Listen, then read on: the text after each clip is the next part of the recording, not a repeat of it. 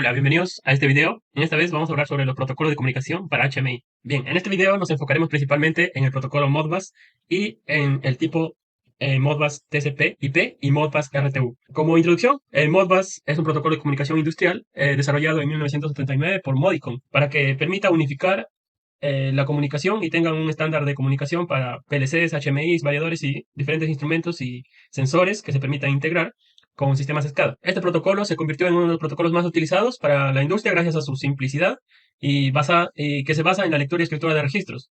Y también por su naturaleza abierta, que no requiere de licencias, y su gran compatibilidad con prácticamente cualquier equipo industrial. Entonces, vamos a ver en qué consiste. Bien, el funcionamiento de general de Modbus. Bien, entonces, en la comunicación de Modbus funciona mediante un modelo de petición y respuesta que se suele llamar maestro-esclavo o cliente-servidor. El maestro-cliente es quien inicia todas las solicitudes y el esclavo o servidor únicamente responde cuando recibe una petición. Todas las operaciones se realizan mediante códigos de funciones, indican acciones como leer, escribir o modificar los datos en memoria mod. La estructura general del mensaje Modbus consta de dos principales, del PDU, que es el Protocol Data Unit, y el ADU, que es la Application Data Unit. El PDU es común en todas las implementaciones Modbus, ya sea RTU o TCP/IP o ASCII. La estructura de datos de esta parte es la misma independientemente de las capas inferiores de comunicación. Si vemos en la imagen, tenemos la parte del PDU, que consta de la función de código y la data. Vemos que en el ADU para Modbus RTU es la misma que en el Modbus TCP, también que tiene una función y la data. Y en el RTU tenemos lo que es error check, y en el caso de TCP/IP ya no cuenta eso, sino utiliza los mecanismos TCP/IP. En los tipos de Modbus, las variantes principales son Modbus RTU, que es comunicación serial, RS485 o RS232, que son las más usadas. En este caso, actualmente se usa más lo que es RS485. Y tenemos Modbus ASCII, que es serial, sino que aquí cambia que la codificación es en ASCII. Y es un poco menos usada, ¿no? Ya que es un poco más lenta con comparación con la RTU. Luego tenemos Modbus TCP/IP, es Ethernet, TCP/IP Ethernet, comunicación por red, ideal para redes modernas. Aquí tenemos un cuadro comparativo de las tres. Como vemos, la comunicación o el medio de comunicación para RTU y ASCII es serial, y en Modbus TCP/IP es Ethernet. El formato de datos en RTU es binario y en Modbus es ASCII, o sea, son textos, y esto hace que sea mucho más lento que el binario. Y en TCP/IP son paquetes TCP. Luego tenemos lo que es la verificación de errores, que esto, como hemos visto en el gráfico anterior, solamente tienen los RTU y los ASCII. En el TCP/IP no tiene lo que es la verificación de errores, usa mecanismos TCP/IP. En cuanto a la velocidad, pues el RTU tiene una velocidad media, el ASCII es más baja por lo que menciono, que trabaja con código ASCII, y el TCP/IP es mucho más rápida. Luego tenemos el tipo de uso, pues RTU es tradicional en lo que es la industria, y en ASCII es equipos antiguos, mayormente. Y lo que es Modbus TCP/IP en redes modernas, escalas y en diferentes otras tecnologías similares. Bien, luego tenemos lo que es la memoria Modbus, la estructura de datos.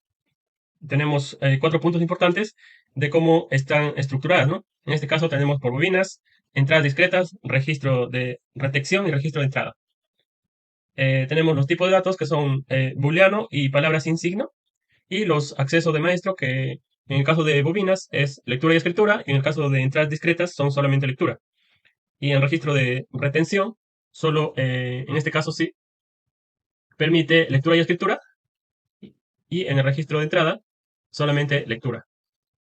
Y ahí tenemos también lo que es el tamaño. Para las dos primeras son 1 bit, y las otras, que son palabras sin signos, son de 16 bits.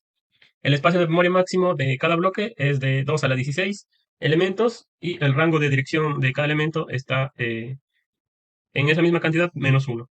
Luego vamos ya a especificar un poco más lo que es el Modbus RTU. Como mencionamos, es una comunicación serial, el formato es binario, lo cual es más compacto y más rápido. Tiene su cycle reducer check, que es para detectar errores. Este es ideal para industrias o largas distancias y entornos con ruido. Muy utilizado lo que es en PLC, sensores y equipos de campo. En la conexión física tenemos para el RS485 el bus, que es multipunto, o el RS232, que es punto a punto.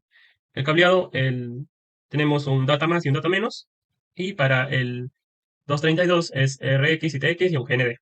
Las distancias largas al alta resistencia al ruido. Bueno, luego la configuración necesaria, pues en la comunicación serial es importante configurar lo que es la velocidad, ¿no? Que está medida en baudios y en este caso se debe elegir en cuánto se va a trabajar. Luego los bits de datos, que normalmente es 8N1, que es una configuración normalmente que se utiliza. Y luego tenemos lo que es el ID esclavo, que va desde el 1 hasta 247. Y para acceder a los parámetros en el PLC esclavo, por ejemplo, en este caso, para leer la temperatura del proceso, utilizamos una entrada de registro, por ejemplo, el registro 30001, para leer el estado de salida de una bobina 0001, o por ejemplo, para cambiar el set point, usamos el holding register, por ejemplo, el 40010.